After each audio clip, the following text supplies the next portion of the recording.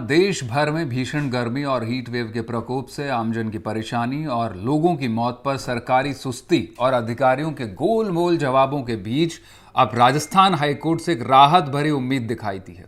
Court ने बढ़ते बदलते तापमान और उससे हो रही आफत पर स्वतः संज्ञान यानी सुओ मोटू कॉग्निजेंस लिया है। जस्टिस अनूप कुमार ढंड ने केंद्र और राज्यों को सीधे तौर पर कहा है कि अब हीटवेव और शीतलहर को राष्ट्रीय आपदा घोषित करने का वक्त आ गया। साथ ही राजस्थान सरकार को लू से होने वाली मौतों पर मुआवजा देने का भी आदेश दिया है। चीफ सेक्रेटरी को निर्देश है कि विभागों में हीट एक्शन प्लान के लिए कमेटी बनाई जाए। इस आदेश और निर्देश में जज साहब धरती और प्रकृति के लिए काफी संवेदनशील नजर आए। उन्होंने कहा, धरती माता साफ तौर पर कार्रवाई का आह्वान कर रही है, प्रकृति पीड़ित है। आजकल तापमान 50 डिग्री से भी ज्यादा हो रहा है, जिससे राजस्थान और पूरे देश के लाखों लोग प्रभावित हैं। हम अभी सख्त कदम नहीं उठाते हैं तो हमारी भावी पीढ़ियां हमेशा के लिए फलते फूलते देखने का मौका खो देंगी। सभी को एक उद्देश्य के लिए साथ आना चाहिए, क्योंकि हम सबसे पहले धरती के निवासी हैं और फिर किसी और जगह के। तो हीटवेव को लेकर सरकार जब सुस्त दिखाई दे रही थी, तब हाईकोर्ट ने काफी दुरुस्त आदेश और निर्देश दिए हैं। इन्हीं को हम डिकोड करने की कोशिश करेंगे और न सिर्फ प्रकृति बल्कि जो आपदा की बात खुद जज साहब ने की है उस पर भी बात होगी। इस प्रोग्राम में हर दिन की तरह खास मेहमान मेरे साथ मौजूद होंगे। मनु सिंह पर्यावरणविद होंगे, बीजेपी और कांग्रेस के प्रवक्ता भी हमारे साथ जुड़ेंगे। पहले आपको ग्राफिक्स दिखा देते हैं।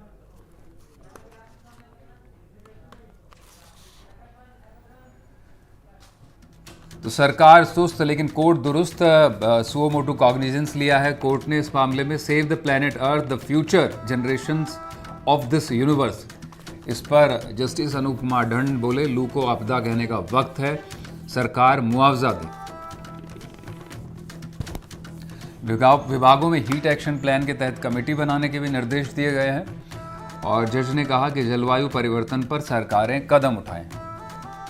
हीट वेव पर प्रशासनिक संवेदनशीलता दिखानी होगी। सेंसिटिविटी की बात खासतौर पर की जज साहब ने। 2015 में एक विधेयक आया था राज्यसभा में, उसको भी केंद्र से पारित कराने को कहा है। तो राजस्थान में भीषण गर्मी से हाईकोर्ट से राहत मिली। अगला ग्राफिक, हीट वेव से जान बचाने के निर्देश हैं। हीट एक्शन प्लान जो आपको अभी बताया उसको लागू किया जाए। सड़कों पर पानी का छिड़काव हो। गरीब मजदूरों को लेकर भी काफ़ी जज साहब ने डिटेल में बात की है कि उनका किस तरह से सरकार ध्यान रखे, उनके लिए छाया मौजूद हो सड़क किनारे, पेयजल ORS उनको मुहैया कराया जाए और जो भी रोगी है हीट वेव के उनके इलाज के लिए हर सुविधा के निर्देश हैं। दोपहर 12 से 3 तक वो काम ना करे, आराम करे। नेक्स्ट ग्राफिक, ये सरकार के गोलमोल जवाब। सिर्फ 5 मौतें मानी हैं लेकिन 50 पार हो गया है मौत का आंकड़ा। अक्सर आपने अखबारों टीवी पर देखा है, काफ़ी जगह डेथ्स रिपोर्ट हुई, लेकिन सरकार 5 मान रही है। प्रोटोकॉल्स का हवाला है, कहा है कि बाकी बीमारियां मौसमी हैं। खुद आपदा प्रबंधन मंत्री किरोड़ीलाल मीणा, उन्होंने 12 मौतें मानी थी, लेकिन जन स्वास्थ्य निदेशक रवि माथुर ने प्रोटोकॉल का हवाला दिया और कहा है कि all is well, everything under control. तो इसी पर बात होगी। तीनों मेहमानों का रुख करने की कोशिश करते हैं। हमारे साथ स्टूडियो में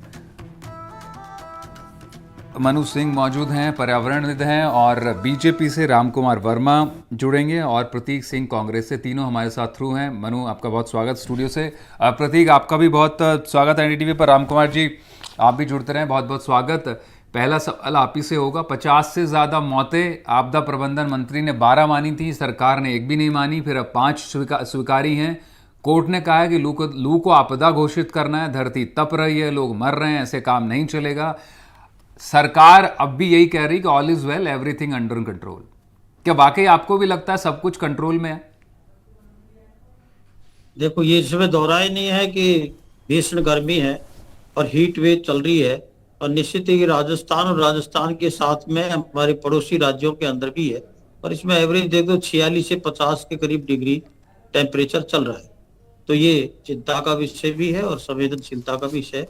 और माननीय जो उच्च न्यायालय ने जिस तरह के निर्देश दिए वो भी स्वागत योग्य है जी। लेकिन सरकार जो भाजपा के नेतृत्व में है वो बहुत संवेदनशील है। हमने आते ही हीट वेव के लिए भी और पानी और बिजली का लक्ष्य पूरा हो, खुद मुख्यमंत्री माननीय श्री भजन लाल जी ने स्वयं औचक निरीक्षण भी किए। आपने देखा होगा जवाहर नगर रामनिवास बाग पर जो पंप लगे हुए हैं, वाटर सप्लाई सही हो, उनकी दुरुस्ती कैसे, उसको भी देखा गया। इसी के साथ में जिला प्रभारियों को और उनको निर्देश दिए गए हैं, और साथ साथ में कहा कि जो जिला के सचिव हैं वो जाकर के जनता के साथ में प्रतिनिधि भी संवाद करें और संवाद के साथ में राहत कार्यों को दे। इसी तरह से चिकित्सा मंत्री जी ने भी पूरे की पूरी व्यवस्था जो प्रबंधन है उसको सुव्यवस्थित ढंग से हेल्थ इश्यू को देखते हुए जो आवश्यक चीजें हैं उनको लागू करने के लिए उन्होंने भी निर्देश दिए, और जिला स्तर पर प्रभारी भी नियुक्त करके उनसे रिपोर्ट लिए, और उनको ये भी कहा गया कि आप जो पोर्टल है उस पर डाउनलोड भी करें, निराकरण करें। तो इस तरह से सरकार पूरी की पूरी प्रबंधन में भी और एक्शन के भी अलर्ट मोड पे है, और वो कार्य कर रही है। और माननीय हमारे हाई कोर्ट ने जो जिस तरह का निर्देश दिए है उसके अनुरूप भी हम कार्य कर रहे हैं। और इसके साथ मैं ये भी बताना चाहूंगा कि सरकार संवेदनशील है, जिसके लिए एक्शन भी हो रहे हैं, चाहे वो हमारे बिजली मंत्री के द्वारा हो, पीएचडी के द्वारा हो, हेल्थ मिनिस्ट्री के द्वारा हो, वो कार्य सुचारू रूप से दिए। और जो मुआवजा की बात, उसके लिए भी उच्च लेवल की आपने आज भी देखी बैठक भी हुई है, उसमें एक समिति का है, और उसके अंदर जो भी मौतें हीट वेव के आधार पर होंगी उनको निश्चित है कि मुआवजा भी दिया जाएगा, इसमें कोई दो राय नहीं सर, होंगी नहीं, हो रही हैं, लेकिन सबसे बड़ी दुर्भाग्य तो यही है कि नहीं। हीट मौतें हो अनफॉर्चुनेटली रही उस है। पर ही बहस चल रही है कि हो रही हैं कि नहीं हो रही हैं। पहले एक भी नहीं माना खुद ये कहा कि जी आपके डिजास्टर मैनेजमेंट मंत्री, खुद आपदा राहत मंत्री, प्रबंधन मंत्री किरोड़ीलाल मीणा ने माना था 12 मौतें हैं, फिर उन्होंने 6 मानी। सरकार लेकिन जो अब जाकर भी 5 का ऑथेंटिक, आंकड़ा दे रही है, और फिर खुद जन स्वास्थ्य निदेशक कह देते हैं कि एवरीथिंग इज अंडर कंट्रोल। आप मानते हैं कि मेरा वाकई में सब कुछ मैं कंट्रोल में है? कंट्रोल का मतलब ये है कि हमारी व्यवस्था जो दुरुस्त होनी चाहिए उसके लिए कहीं भी कोई कोताही नहीं है, और जिनकी जिम्मेदारी है उनको तुरंत प्रभाव से निर्देश दे दिए गए हैं। खुद मुख्यमंत्री 46 और 47 डिग्री के अंदर आपने देखा फिजिकली वो गए हैं, और वो मौतों के आंकड़े जो ऑथेंटिकेटेड जो आए वो 5 आए, उससे अधिक भी होंगे तो निश्चित है कि उसमें कोई दो राय नहीं है। लेकिन कॉमन जो मौतें हो रही हैं, किसी का हार्ट अटैक से हो रही है, अन्य बीमारियों से हो रही है, ठीक उनको है, लेकिन मिलाकर सरकार, के सर, सरकारें जनता इसलिए चुनती है वो उनके बीच में रहे। अगर मुख्यमंत्री जा रहे हैं अच्छी बात है, लेकिन कम से कम जो आप वो तस्वीरें भी देख ले जो हम रोज़ एनडीटीवी पर ही दिखा रहे हैं, कम से कम अस्पतालों को लेकर और पेयजल की समस्या को लेकर, उसके हिसाब से तो लगता नहीं कि स्थितियां कंट्रोल में है। प्रतीक, मैं आपका रुख करूंगा। कोर्ट ने एक बात का और भी हवाला दिया, राजस्थान क्लाइमेट चेंज प्रोजेक्ट का। उन्होंने कहा कि इसके तहत कमेटियां बनाई जाएं, सभी विभागों को कहा है, और सिर्फ लू ही नहीं बल्कि शीतलहर को लेकर भी अब उन्होंने कहा कि इसको आपदा घोषित की जाए। आपने राहतों के कई मॉडल बनाए अपनी सरकार में, लू शीतलहर में भी अगर मुआवजे का काम कर देते तो बेहतर नहीं होता? डेथ तो उस वक्त पे भी हो रही थी। देखिए मनीष भाई, इस बार पूरे देश के अंदर और पूरे दुनिया के अंदर अल नीनो इफेक्ट चल रहा है, और जिसके बारे में पूरी दुनिया के वैज्ञानिकों ने नवंबर दिसंबर में ही बता दिया था कि इस बार जो गर्मी आएगी वो रिकॉर्ड तोड़ आएगी, 50 साल 100 साल का रिकॉर्ड टूट सकता है। तो हमारी राजस्थान की सरकार ने या राजस्थान के मुखिया ने उस चेतावनी को नजरअंदाज करते हुए अपने आप को पूरी तरीके से चुनावों में झोंके रखा। अब देखिए 2-3 दिन 4 दिन पहले तक जो हमारे जो सरकार के मुखिया हैं वो पंजाब के अंदर चुनाव प्रचार कर रहे थे, जबकि लोग यहां मर रहे थे। मैं आपके आंकड़े को थोड़ा दुरुस्त कर देता हूं, क्योंकि 29 तारीख को दैनिक भास्कर के अंदर खबर छपी थी कि 122 लोग अभी तक हीट वेव से मरे हैं, जबकि सरकार सिर्फ 4 मान रही है। तो वो 50 वो नहीं है, उसको वो प्रूव 2-3 करना दिन के बड़ी अंदर। चीज है मैं ना, बता सरकार का दिया। नहीं, मैंने प्रोटोकॉल बता है, दिया। सरकार का प्रोटोकॉल है। कोई भी सरकार में आप भी थे। आप 50 बता रहे हैं, मैं कह रहा हूं दैनिक भास्कर 122 बता रहा है, वो भी 29 तारीख को बता रहा था। तो मेरे हिसाब से 100 से 150 से ज्यादा मृत्यु हो गई है। अभी राम कुमार जी बता रहे थे कि मुख्यमंत्री जी सड़क पे उतर के रामनिवास बाग गए। अरे मैं उनकी कॉन्स्टिट्यूंसी के अंदर रहता हूं, सांगानेर कॉन्स्टिट्यूंसी के मानसरोवर के अंदर। हर दिन यहाँ पे 4 से 5 घंटे की बिजली कटौती हो रही है पीक आवर्स के अंदर, दिन के अंदर। तो आप बताइए, पानी आ नहीं रहा है, बिजली आ नहीं रहा है। अभी आपके चैनल पे एक ट्वीट हुआ है कि झालावाड़ में सरकारी हॉस्पिटल में आईसीयू के अंदर 7 घंटे तक कूलिंग सिस्टम फेल हो गया था। तो चिकित्सा मैंने मंत्री बताया क्या कर रहे हैं? राम कुमार बिजली जी को, मंत्री ऐसी क्या ग्राउंड कर रहे रिपोर्ट्स हैं? रोज हम दिखा रहे पानी हैं। के मंत्री क्या कर रहे हैं? कन्हैया लाल जी जो हैं वो बोलते हैं मैं बालाजी थोड़ी बन जाऊंगा, फूंक मार करके पानी थोड़ी ले आऊंगा। अरे आपको इस तरीके के बयान देने के लिए मंत्री नहीं बनाया है जनता ने। जनता ने आपको मंत्री बनाया, एमएलए बनाया, तो जनता के सरोकार रखिए। और उससे भी आगे मैं बढ़ूंगा कि पूरे देश में हीट वेव चल रही है, और हमारे देश के जो मुखिया हैं वो कहाँ है? वो छुट्टियां मनाने के लिए वहां पे ध्यान साधना करने के लिए चले गए। अच्छा होता कि अगर चुनाव प्रचार खत्म हुआ है तो अपनी कैबिनेट की मीटिंग करते, यूपी, बिहार, दिल्ली, आप हरियाणा की बात कर लीजिए, हिमाचल की, राजस्थान की, गुजरात की, महाराष्ट्र की, पूरे देश में हीट वेव चल रही है और देश के मुखिया नदारद हैं। तो आप ये आपदा प्रबंधन कैसे होगा पूरे देश के अंदर? मुझे तो ये समझ में नहीं आ रहा है। देश के वासियों को और राजस्थान के वासियों को बीजेपी की सरकारों ने मरने के लिए छोड़ दिया है। नहीं, स्टेट में डिजास्टर मैनेजमेंट स्टेट का है, किया जा रहा है, मतलब क्योंकि खुद उनके मंत्री भी है, उनका, मैं वही बिजली आ नहीं रही है, पानी आ नहीं रही है आपके चिकित्सा व्यवस्था के अंदर। आपने देखा था 5 दिन पहले शिव से एक तस्वीरें आई थी, जो बाड़मेर का शिव है, वहां पे वृद्ध की मृत्यु हो जाती है हीट वेव में और उसको बाहर खुले में उसको ड्रिप लगाई जा रही है। आप बताइए, छांव की व्यवस्था भी नहीं की जा रही है। और मुखिया कहां थे उस समय पे? वो पंजाब के अंदर चुनाव प्रचार करने में व्यस्त थे। तो इस तरीके से कैसा डिजास्टर नहीं, लेकिन ये ठीक है प्रतीक, अब बिल्कुल सही बात है। आप खिंचाई कर सकते हैं कि विपक्ष में है, यही बीजेपी जब विपक्ष में थी तब मुझे याद है शीतलहर को लेकर के मैनेजमेंट, या फिर गर्मियों में पावर कट को लेकर गहलोत के पिछले 2 टर्म्स में, तो वहां भी अगर आप देखें कस्बों में समय तय था 4 से 5 घंटे। आप सांगानेर मानसरोवर की बात कर रहे हैं, उस वक्त में भी 4 से 5 घंटे की बिजली कटौती का समय तय था, बिजली जानी होती। मनीष भाई, हम इस पूरे देश के अंदर सबसे बड़ी आपदा देखी थी हमने कोविड के समय पे, और कोविड के समय में राजस्थान की जिस तरीके से तारीफ खुद प्रधानमंत्री ने की थी, WHO ने की थी, हमारे यहाँ का भिलवाड़ा मॉडल को सराहा गया था, तो हमारी सरकार ने उस तरीके का डिजास्टर मैनेजमेंट नहीं, लेकिन बिजली का मॉडल तो बिजली मॉडल तो बिगाड़ कर गए प्रतीक। और मैं दूसरी जगह की तो बात ही नहीं कर रहा, मैं चीफ मिनिस्टर की कॉन्स्टिट्यूंसी में बैठा हुआ हूँ। ठीक है, पावर की तो बात नहीं करें, पावर में दोनों सरकारें कोई एक दूसरे को कसर नहीं छोड़ती है, एकदम डिस्कॉम्स को बैंकरप्ट करने में। आपने भी इनको चुना ना, क्यों चुना? आप ऐसा समझौता करके कि आप जिसको बिजली नहीं आ रही उसके लिए आपकी सरकार ही जिम्मेदार। अब तो बीजेपी कह देगी क्योंकि बीजेपी तो रोजाना 6 करोड़ यूनिट तो दूसरे स्टेट्स को देनी पड़ रही है। ठीक है, ये झूठ बोलने का काम करते हैं हमेशा। ठीक है, मनु भी हमारे साथ मौजूद है। मनु, धरती तकलीफ में खुद जज साहब कह रहे हैं, खुद प्रकृति समझ रही है और वो समझा भी रहे, लेकिन एक्शन जिन सरकारों को लेकर, क्या वो समझ पा रही है या समझ कर भी नासमझी चल रही है देश में? पहले तो मैं साधुवाद देना चाहता हूं जज साहब को, अनूप कुमार जी को, जिन्होंने वही बात कही जो मैं पिछले कई वर्षों से कह रहा हूं कि हमारे जो विकास की अवधारणा है उस पर हमें विचार करना होगा, उस पर चिंतन करना होगा, मनन करना होगा, मंथन करना होगा। हमारी राजनीति भी, जैसा आप अभी भी देख रहे थे, बहुत ज़्यादा आक्षेपात्मक हो गई है, प्रतिक्रियात्मक हो गई है। एक समन्वय की राजनीति करनी पड़ेगी। अच्छा, ये आक्षेपात्मक जब राजनीति हो जाती है तो यही होता है, छींटाकशी होती है। आंकड़े को ना हमेशा फज करा जाता है, चाहे कोविड के आंकड़े हो, उसमें भी हमने देखा था कि जिस आप किसी की प्रतिरक्षा अगर प्रभावित होगी और अगर उसे डायबिटीज है या उसे हृदय की संबंधित रोग है तो हृदय संबंधित रोग से मरेगा।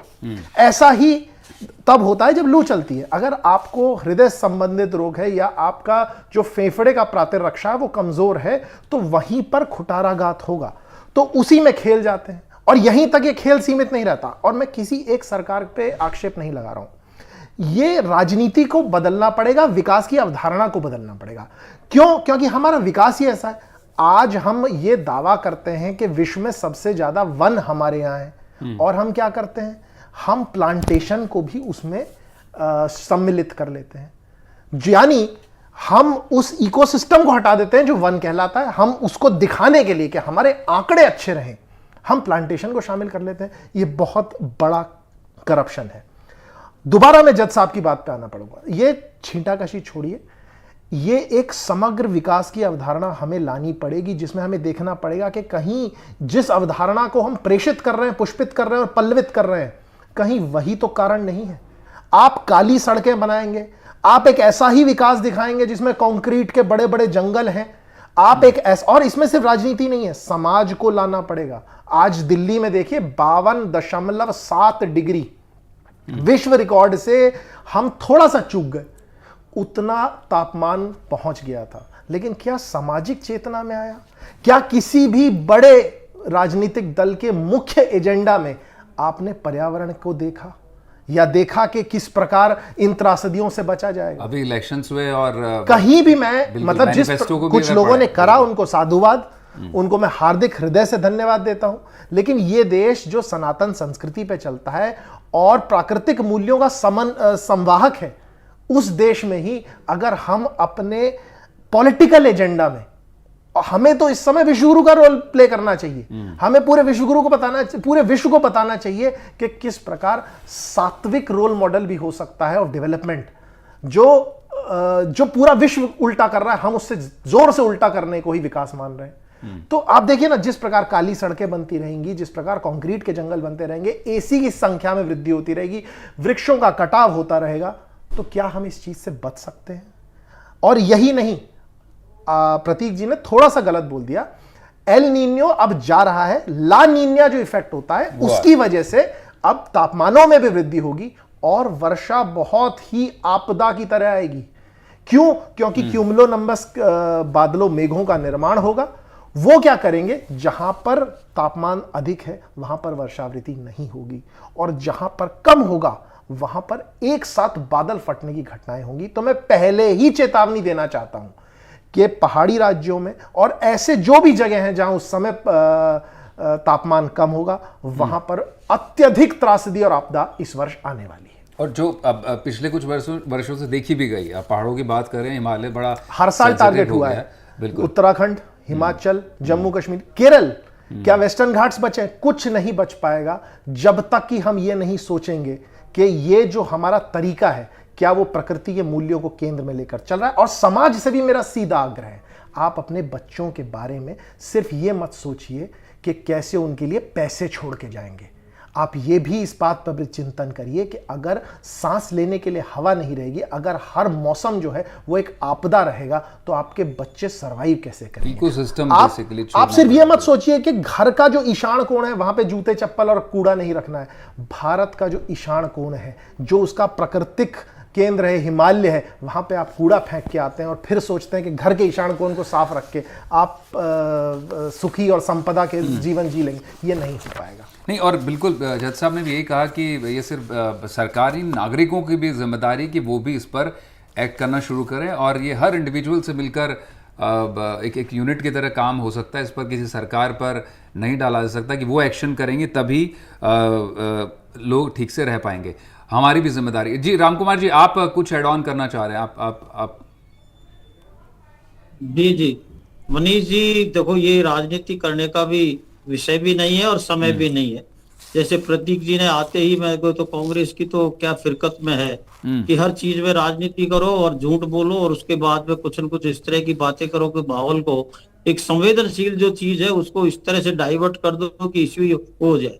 लेकिन मैं आपको बताना चाहता हूं कि मनु सिंह जी ने सही कहा कि समय पर अगर तैयारी कर ली जाती है, आपदा हर वर्ष गर्मी भी पड़ सकती है और जिस तरह का पड़ रही है, और बारिश का दिन आने वाले हैं तो उसमें बारिश भी आएगी।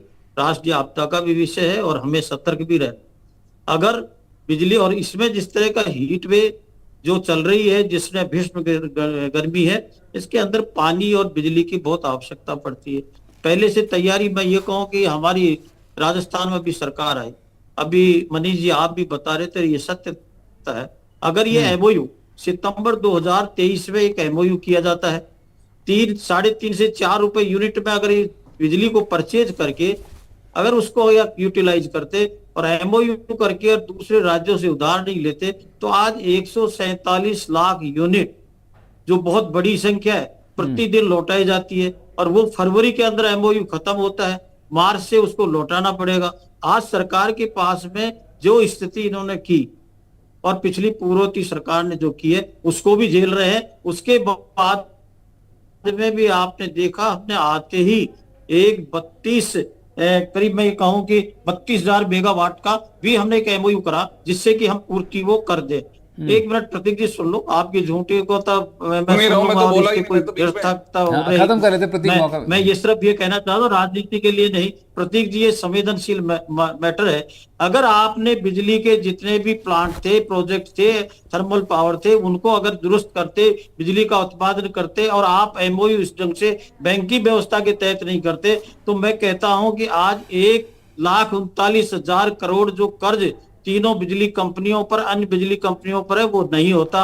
147 लाख यूनिट हमको देनी नहीं पड़ती। आज उसके बावजूद भी आप ये कह रहे, मैं भी इसी सांगानेर विधानसभा में मैं रहता हूँ प्रतीक जी, आपके समय में बिजली न गाँव में थी न शहरों में थी, आज मिल रही है। मैं ये संवेदन मैटर है, इसमें सीएम खुद मुख्यमंत्री वो भी इसमें संवेदनशीलता के साथ में खुद कहे। आपने कहा कि प्रचार करें, अरे चुनाव भी होंगे लेकिन हमारे प्रशासन पर पूरी कड़ाई है, आप किसी तरह नहीं है। यहाँ जिला प्रभारी भी है, जिला प्रभारी के साथ में जिला सचिव भी किए और पोर्टल पर मॉनिटरिंग हो रही है, समाधान भी हो रहा है, हेल्थ इश्यू को भी ले रहे पानी के लिए। अगर जल जीवन मिशन के अंदर इस तरह का भ्रष्टाचार नहीं होता तो 2023 तक हर घर को नल में जल मिलना शुरू हो जाता। लेकिन कितना भ्रष्टाचार हुआ ये सामने है, मैं उसको बताना नहीं चाहता कि कितना हुआ, आपको मालूम है प्रतीक जी बिजली की हालत क्या हुई है। तो मैं ये कहता हूं कि ये हीट वेव में मिलकर के भारतीय जनता पार्टी के नेतृत्व ने प्रशासन के द्वारा जो कार्य हो रहे हैं उसके अतिरिक्त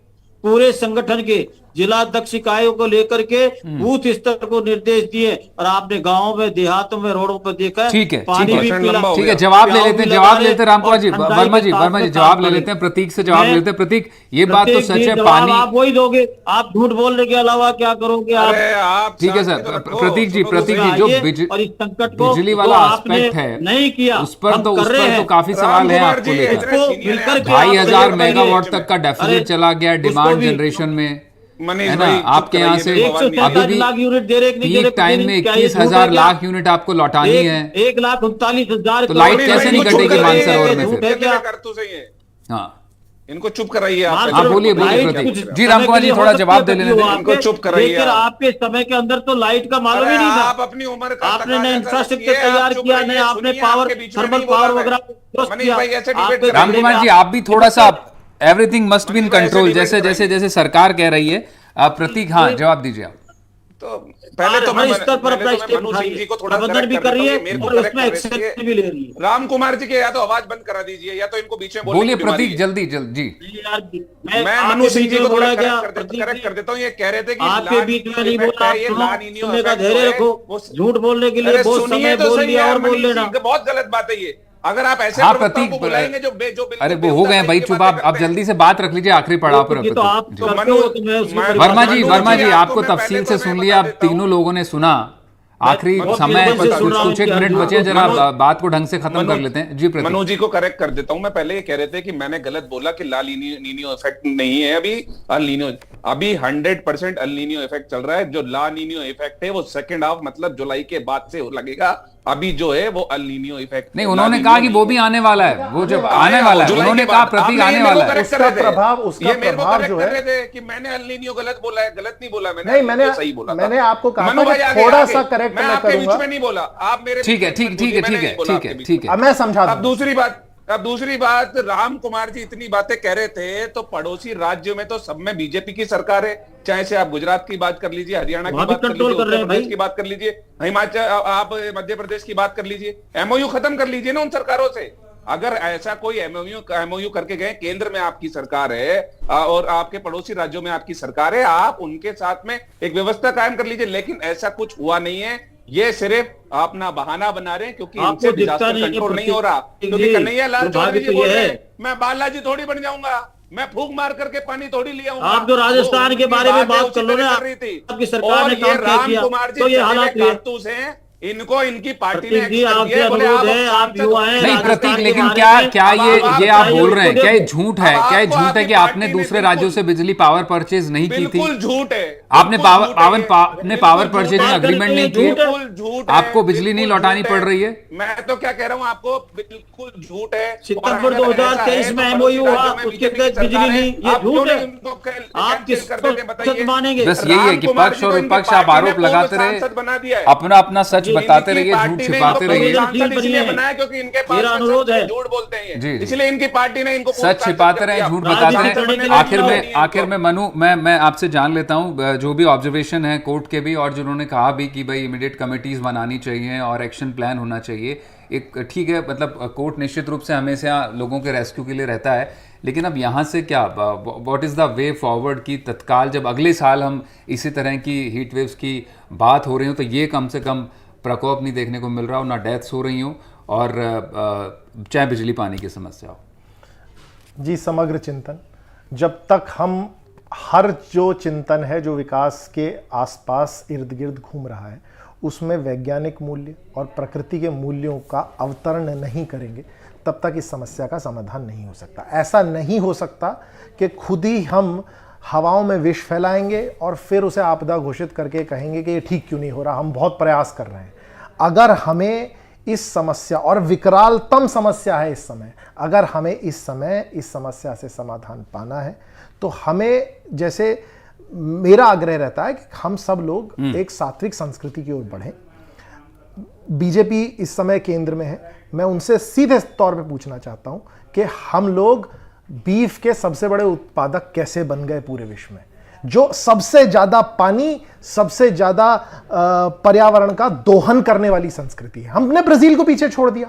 साथ ही साथ प्रतीक जी ने मुझे करेक्ट किया, मैंने उनको बोला था छोटी सी गलती आपसे, आपने कहा था पूरे वर्ष रहेगा, मैंने बस उतना पार्ट करेक्ट करा था कि आने वाला समय लालिनो का है उसमें। हाँ, निश्चित तो रूप बस से वही था। बिल्कुल तो बिल्कुल। अगर ठीक है, अब मैं आपको ये भी चाहता था कि आप जी। मुझे इस बात पे भी दोनों करेक्ट करते कि भाई कैसे समन्वयात्मक एक राजनीति हो जिसमें दोनों पार्टियां, आप दोनों बड़े दल से हैं, मुख्य दल से हैं, इस साथ बैठकर पूरे केंद्र को लेकर चलना पड़ेगा, इसमें समाज को लेना पड़ेगा, एक चिंतन करें कि आने वाले जो हमारे बच्चे हैं वो कहीं जैसे परसों ईरान में 66 डिग्री टेम्परेचर रिकॉर्ड किया गया, उसको ना झेलना पड़े। वही जज साहब, आज मैं दिल्ली में ही मैं बता रहा हूं जी, 750 एसी फट गए हैं, जिनकी वजह से बहुत डरावनी तस्वीरें हैं। और इस घटनाएं वक्त पे तो वाकई काफी बड़ा प्रकोप रहा है हीट वेव का, और ये पक्ष विपक्ष की तो बात है ही नहीं, हर एक नागरिक की है, और नागरिक से ही समाज और फिर सरकारें हैं, सबकी क्यूमुलेटिव